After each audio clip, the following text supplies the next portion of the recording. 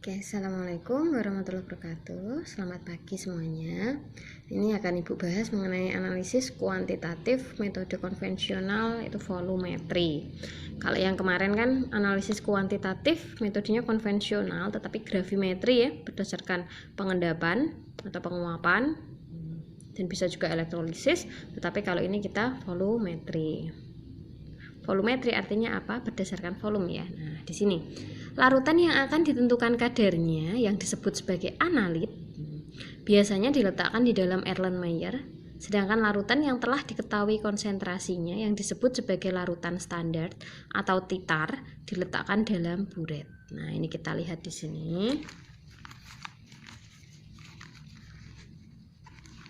Ini ya. Ini yang di bawah Erlenmeyer ini namanya nanti analit. Nah, sampelnya ya, sampel mengandung analit di sini. Kemudian yang di buret ini, yang panjang ini, nah itu namanya larutan standar yang sudah diketahui konsentrasinya atau biasa dikatakan larutan titar, boleh titar gitu ya. Nah, di sini ini contohnya sebuah labu yang berisi larutan aqueous sampel. Nah, ini Erlenmeyer ya. Berisi sampel yang dianalisis. Nah, kemudian ini yang atas ini buret berisi 50 mili NaOH yang sudah diketahui konsentrasinya secara pasti. Kemudian atau dikatakan larutan standarnya tadi ya, larutan standarnya di sini contohnya adalah NaOH. Kemudian di sini larutan NaOH ditambahkan sedikit demi sedikit pada sampel yang dianalisis sambil dikocok atau digoyang. Ini mix ya, sambil digoyang, goyangnya memutar itu. Besok akan kita pelajari cara prakteknya di praktek kimia dasar gitu ya. Nah, kemudian lebih lanjutnya nanti di kelas 2 juga ada praktek volumetri untuk kalian ya. Kemudian ketika jumlah NaOH yang ditambahkan pada buret sudah sebanding dengan jumlah H+ yang dianalisis di sini, ini kan basah ya. Titarmu di sini basah, kemudian yang sampelmu analitnya di sini otomatis ada asamnya, mengandung asam. Nah, ketika konsentrasi basah dengan asam di situ sudah setimbang atau equals di sini, nah dia akan terjadi perubahan warna. Ya, perubahan warna karena ada indikatornya. Udah, itu artinya titrasinya sudah harus dihentikan. Nah, volumetri itu pakai metode titrasi ya, atau disebut juga titrimetri boleh. Larutan standar yang ada di buret tadi, di buret atas ini ya, ini namanya buret, ini namanya Erlenmeyer, ini namanya statif ya, untuk penyangga ini statif. Kemudian yang penjepitnya ini namanya klem. Kemudian yang ini namanya kran untuk memutar ya, memutar buret untuk mengeluarkan cairan, mengeluarkan larutan standar. Nah, di sini larutan standar, larutan yang disiapkan dengan cara menimbang secara akurat satu zat yang memiliki kemurnian tinggi dan melarutkannya dengan pelarut dalam labu ukur. Nah, di sini larutan standarnya itu dibuat dengan cara menimbang. Ditimbang dia memiliki kemurnian yang sangat tinggi, kemudian dilarutkan dengan pelarutnya di dalam labu ukur. Labu ukur itu nanti labu yang memiliki volume tertentu. Dia teliti di situ volumenya ya. Kemudian Nah, larutan standar itu ada dua ya, ada primer, ada sekunder.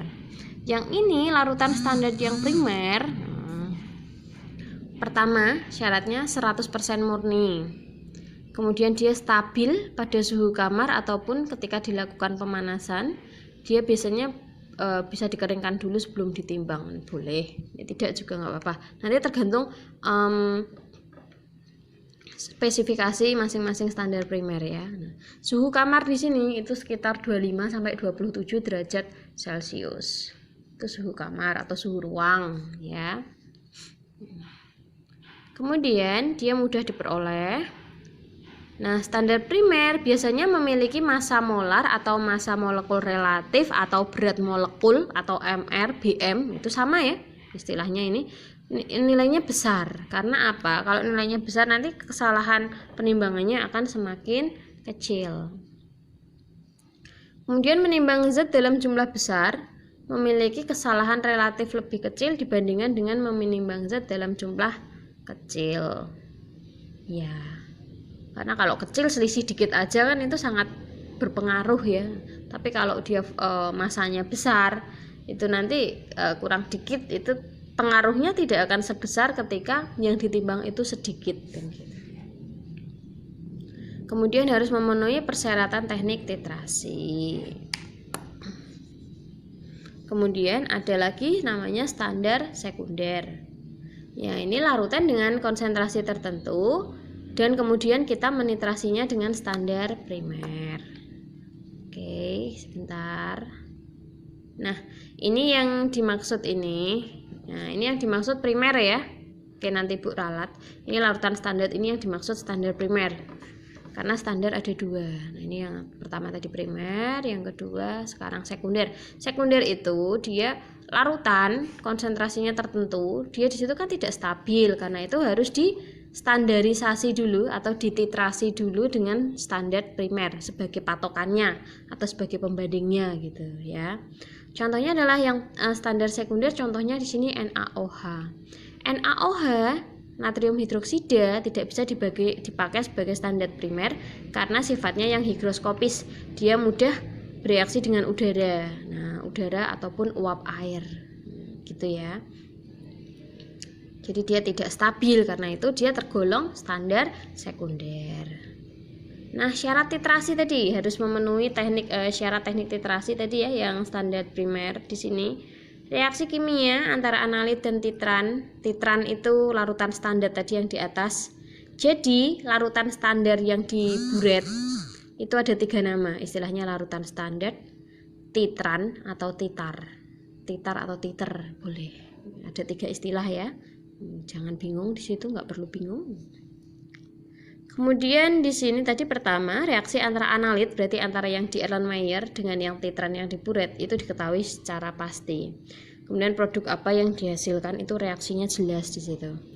Kemudian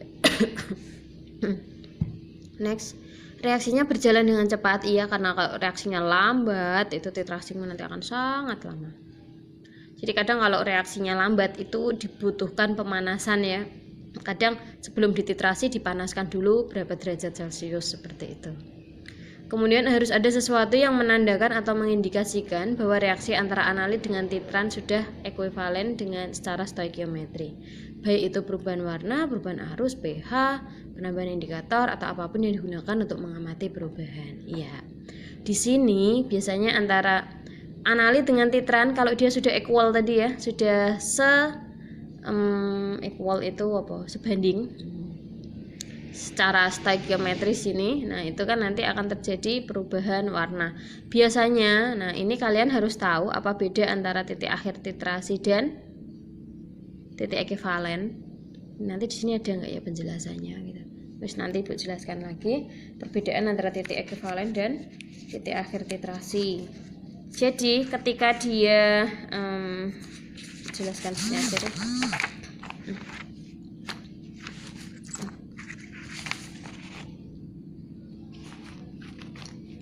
Sebentar.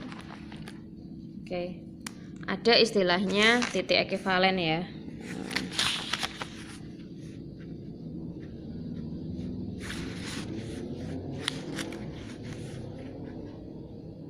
Titik ekivalen atau ekuivalen boleh, ekivalen boleh.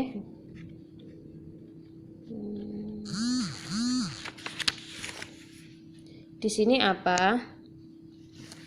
Suatu titik atau pH, boleh juga berupa pH ya, di mana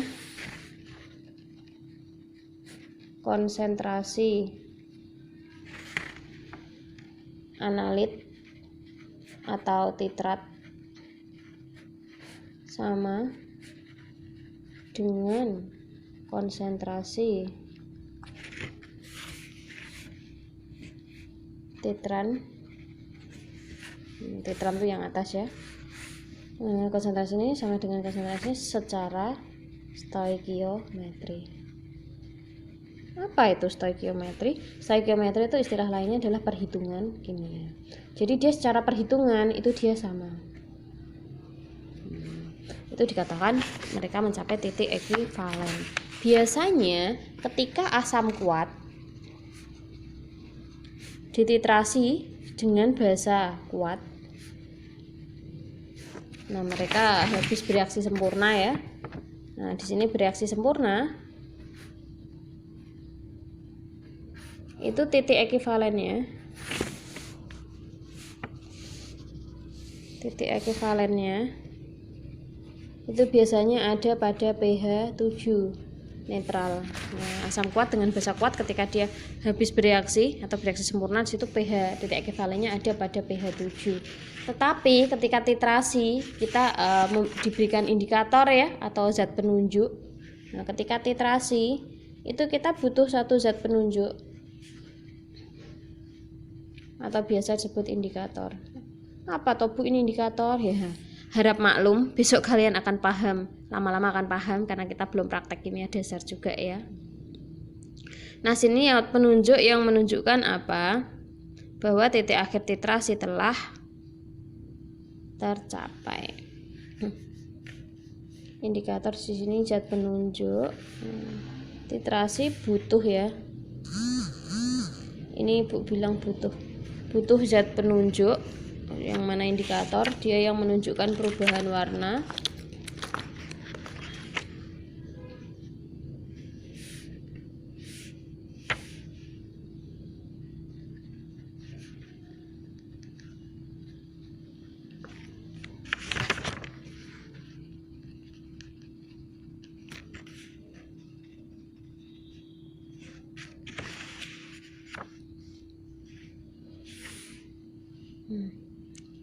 Yang menunjukkan perubahan warna apabila telah mencapai trayek pH masing-masing indikator sesuai trayeknya. Jadi indikator sendiri macam-macam. Misalkan indikator fenolftalin itu dia antara perubahannya antara 8,3 sampai 10 perubahan pH-nya. Nah, dia perubahan warnanya dari merah ke tak berwarna ke merah, maaf.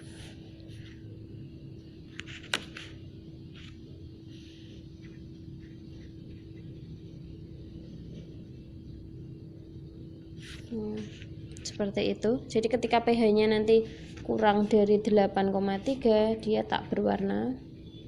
Tetapi ketika dia pH-nya sudah lebih dari sama dengan 8,3 dia akan berwarna mulai merah.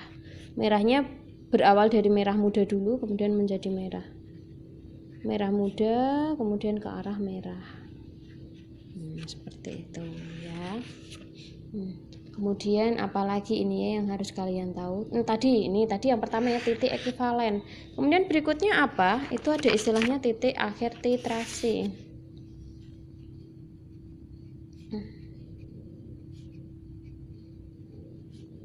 Yaitu apa? Titik di mana terjadi perubahan warna. Titik di mana terjadi perubahan warna dan titrasi harus dihentikan.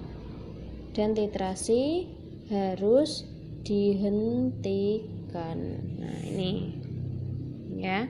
Ini namanya titik akhir titrasi. Jadi beda. Titik ekivalen itu dia titik di mana konsentrasi antara analit dengan titran itu sama, konsentrasinya sama secara perhitungan. Nah, tetapi kalau titik akhir titrasi di sini namanya titik di mana terjadi perubahan warna pertama kali.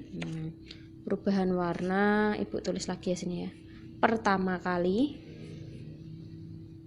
dan titrasi harus dihentikan. Jadi misalkan nih gini nih. Asam kuat, Ibu bilangnya asam kuat ya, AK tambah BK, asam kuat tambah basa kuat. Itu kan kalau secara teori dia nanti titik ekivalen kan di pH 7 tuh. Tetapi kita akan mencari indikator yang dia berubah warna di pH 7 itu cukup sulit. Nah, kita akhirnya pakainya apa? Indikatornya PP. Indikator PP itu apa? Ini tadi fenolftalin itu biasa disingkat PP ya. Pakai indikator PP di mana di sini trayeknya Nah, trayeknya 8,3 sampai 10.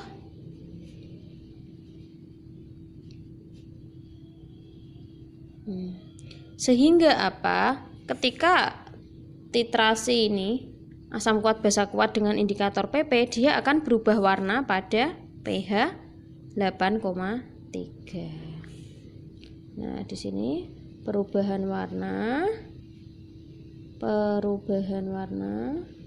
pada pH sekitaran plus minus 8,3.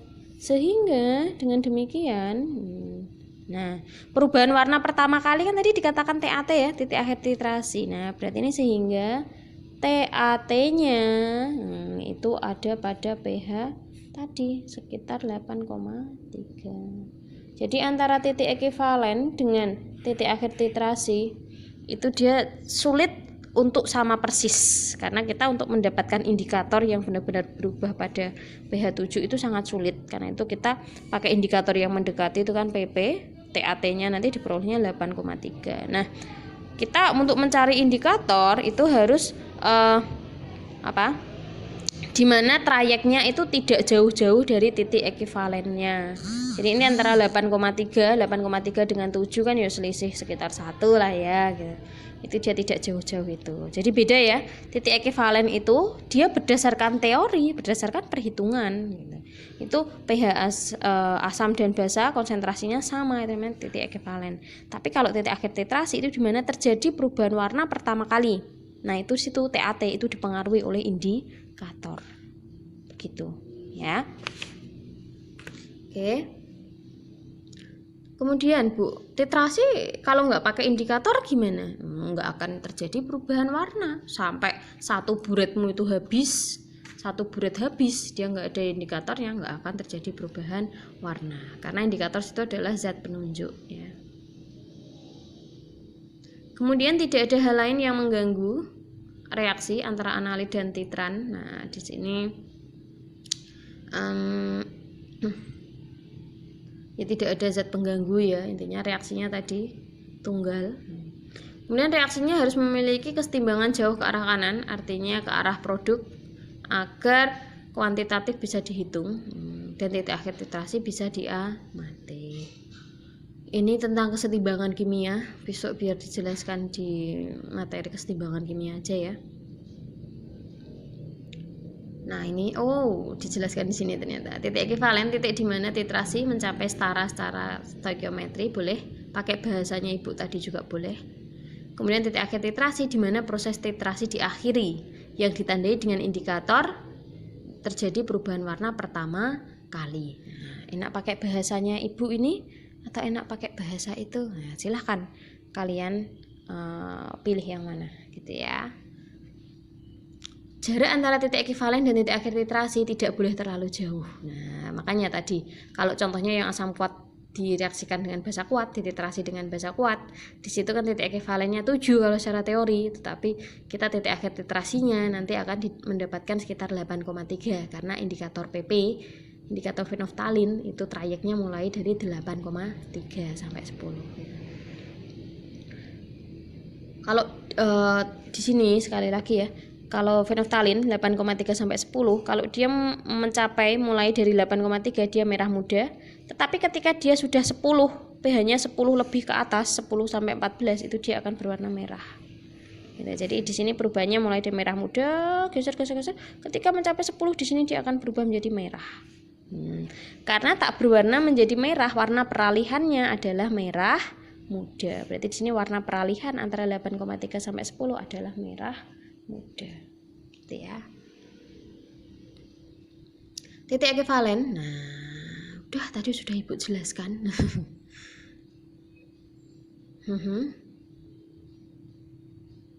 Iya. Di sini apabila kita mempunyai basa itu identik. Nah, basa itu mengandung ion. Ini ada min, ada plus, itu artinya ion ya. Ada ion hidroksida. OH- ini namanya ion hidroksida. Kemudian yang asam dia ada ion hidrogen di sini. Nah, berarti kalau kita titik ekivalen itu konsentrasi antara OH- dengan H+ itu sama.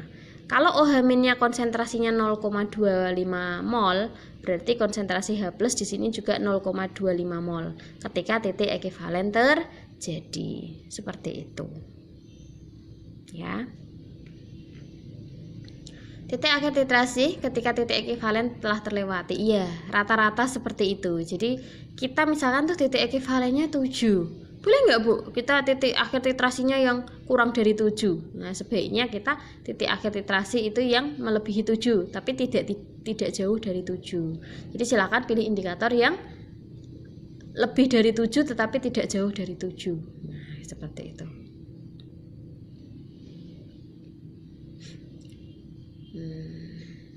Nah, titik akhir titrasi itu terjadi apabila titrannya sudah berlebih. Jadi ketika titran dikatakan pas volumenya itu kalau dia mencapai titik ekivalen, itu kan pas secara perhitungan.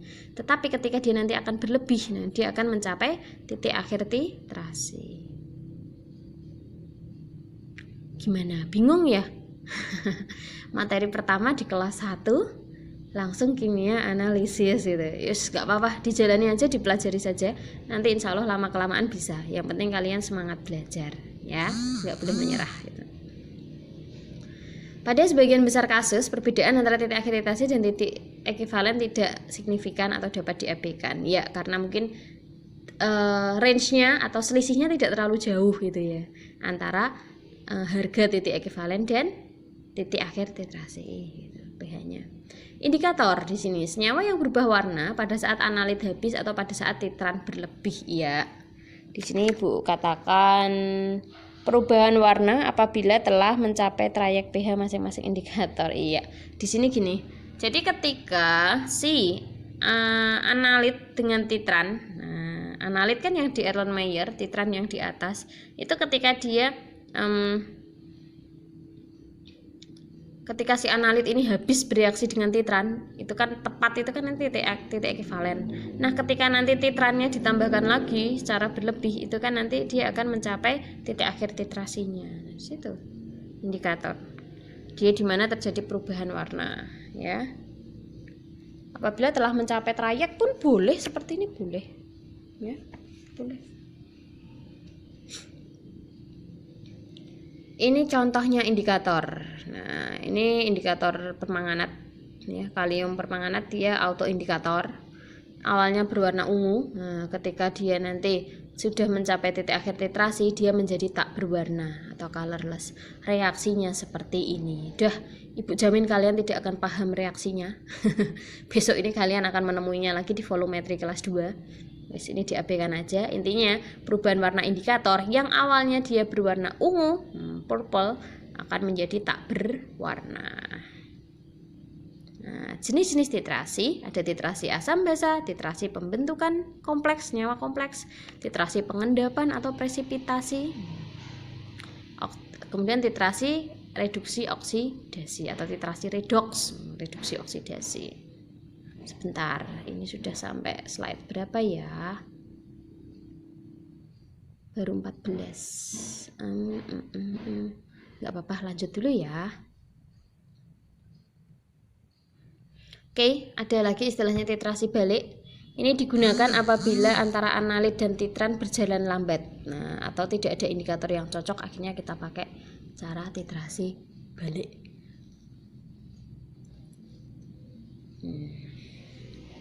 Kemudian di sini caranya gimana titrasi balik itu? Penambahan titrannya secara berlebih. Nah, setelah itu kita titrasi ulang ya. Sehingga analitnya habis bereaksi sehingga sedikit titran berlebih.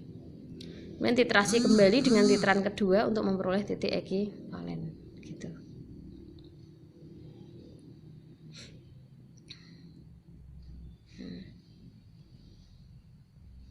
Ini dipelajari dulu sebisanya, besok di kelas 2 akan dipelajari lagi ya.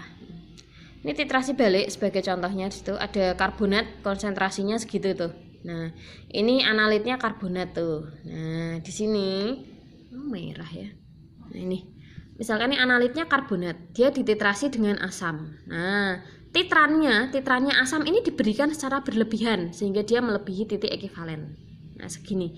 Jadi, analitmu ini di Erlenmeyer, langsung kalian tambahkan titran. Titrannya sebanyak berlebihan konsentrasinya kalau dihitung. Berlebihan sehingga nanti di sini titik ekivalennya terlampaui. Nah, setelah itu ini kan selisih kelebihannya dengan ekivalennya ini segini ini, segini ini. Nah, itu bisa kita titrasi balik dengan OH-. Lawannya H+, lawannya asam kan basa nih. Nah, ketika dia tadi ditambahkan titar asam berlebihan, nah kelebihan asamnya ini dititrasi balik dengan basa. Nah, ini udah nanti ketemu konsentrasinya. Gitu. Gitu ya. Jumlah H+ yang dibutuhkan sama dengan jumlah H+ yang ditambahkan total dikurangi jumlah OH-. Paham nggak nih?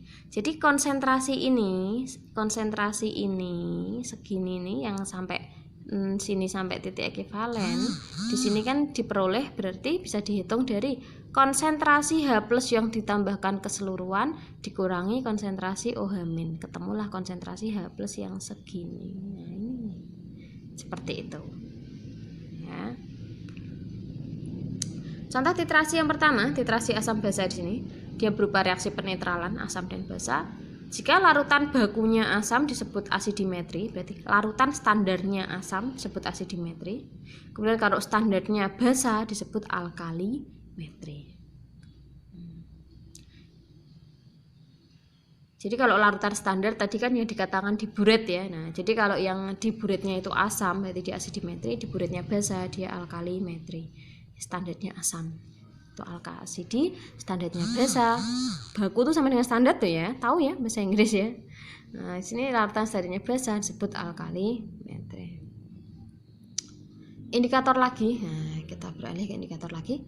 Dia berupa asam lemah atau basa lemah. Udah di sini, udah nggak apa-apa, pengetahuan aja. Nah, ini contoh perubahan warna indikator.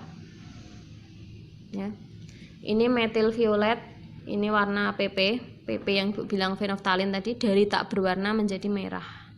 Merahnya merah keunguan seperti ini nih. Kemudian BTB bromtimol blue, kuning, benarnya di tengah-tengah sini agak hijau ya, agak hijau kemudian biru. Kemudian ada lagi brom cresol green. Nah, ini kuning, ada hijaunya juga, biru juga. Nah, universal, indikator universal ini dia berbeda-beda ini. Beda-beda. Kemudian ada MO methyl orange, itu dari merah menjadi kuning. Merah menjadi kuning, di tengah-tengahnya sini ada apa? Peralihan antara merah dan kuning, orange ya. Di sini agak-agak jingga atau orange. Jenis-jenis titrasi asam basa, ada titrasi asam kuat dengan basa kuat, kuat dengan lemah, asam lemah basa kuat, asam kuat dengan asam kuatnya tadi ada dengan basa kuat, basa lemah, kemudian ada garam dari asam lemah, basa kuat bisa dengan garam dari basa lemah.